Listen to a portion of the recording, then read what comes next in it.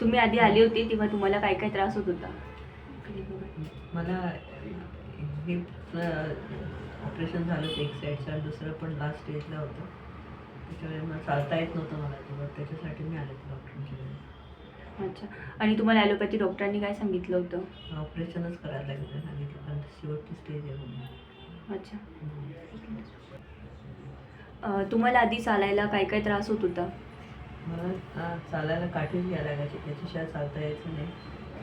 चमक यायची जांघेमध्ये, असं उभंच राहता यायचं होतं. त्यामुळे काठीशिवाय मला पर्यायच नव्हता. रात्री पण काठी घेऊन ठेवायला लागायची जवळ, उठल्यावरती काठी लागायची हातात. आणि आता मग तुम्हाला काठीची गरज पडते का? आता मी बसते वगैरे केल्यानंतर आणि ट्रीटमेंट चालू आहे, तर 2-3 महिने झाले. मला खूप फरक आहे, काठीची गरज लागत नाही 2 महिन्यापासून. अच्छा. मध्ये तुम्ही पंचकर्म केलं होतं, तर बस्ती झाल्यानंतर तुम्हाला बस्तीनंतर काय फरक वाटतोय? दुखणं थोडं कमी झालं. मला एक कॉन्फिडन्स वाटला म्हणजे चालायचा. उतरायला चढायला त्रास होत होता, आता ते तुम्ही चढून उतरू शकतात का?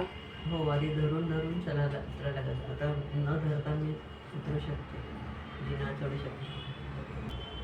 आता तुमचं जे पेन दुखणं आहे ते किती टक्क्यापर्यंत, म्हणजे किती रिलीफ तुम्हाला किती मिळालेलं आहे आता? मला चालण्यामध्ये खूपच कॉन्फिडन्स आला आहे. 40-50% तरी फरक पडला आहे मला औषधाने.